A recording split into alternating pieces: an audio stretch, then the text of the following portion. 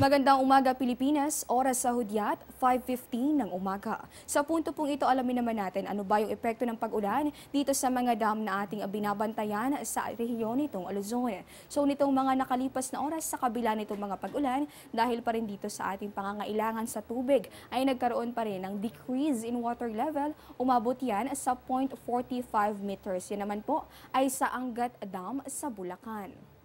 Itong Magat Dam naman na makikita sa Isabela, nabawasan din ng 0.12 meters nitong mga nakalipas na oras. Sa Nueva Ecija naman na matatagpuan sa itong Pantabangan Dam, nabawasan din yan ng umabot sa 0.10 meters na water level. Kaya naman sa ngayon ay mayroon itong 206.80 meters na level ng tubig. Ngayon naman, alamin natin ano ba yung inaasahang magiging lagay ng panahon sa iba't ibang bahagi nitong ating bansa kasabay ng ating pagbabantay dito sa Bagyong Nina. So dito sa atin sa Metro Manila, kung mapapansin niyo po, inaasahan natin ang pagkakaroon ng masungit at nalagay ng panahon. Ibig sabihin yan, bukod sa mga pag-ulan, ay posible rin yung malakas na pagbugso nitong hangin. Ang temperatura between 22 hanggang sa 28 degrees Celsius. Same weather condition para po sa ating mga kababayan sa bahagi nitong Olongapo, ganun din sa Tagaytay at pati na rin sa bahagi nitong Legazpi.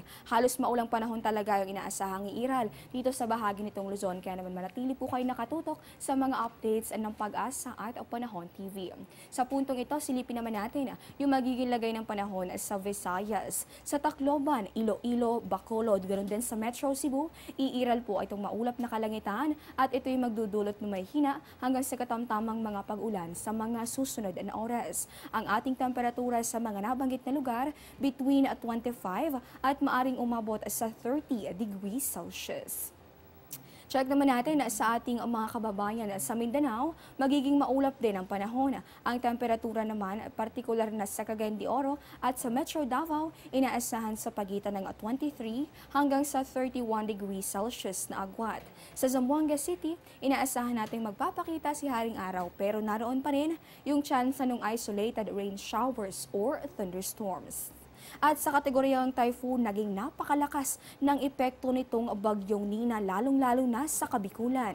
Sa video na ipinadala ng Panahon TV follower na si Jano Coronel, kitang-kita ang malalakas na hampas ng hangin sa bahagi nitong Tigaon sa Camarines Sur.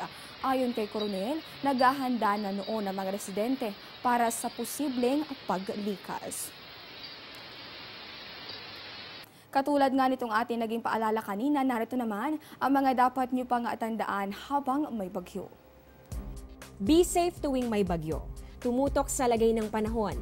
Manatili sa loob ng bahay at lumayo sa mga bintana para di masugatan kung nabasag ang mga ito. Maging handa sa posibleng brownout. Sa paglikas, siguraduhin nakapatay ang main switch ng kuryente, mag-head count at dalhin ang survival kit. Kung nasa labas, umiwas sa mga puno, poste at anumang bagay na maaaring tumumba o mahulog. Maging laging handa para mailigtas ang sarili at ang pamilya.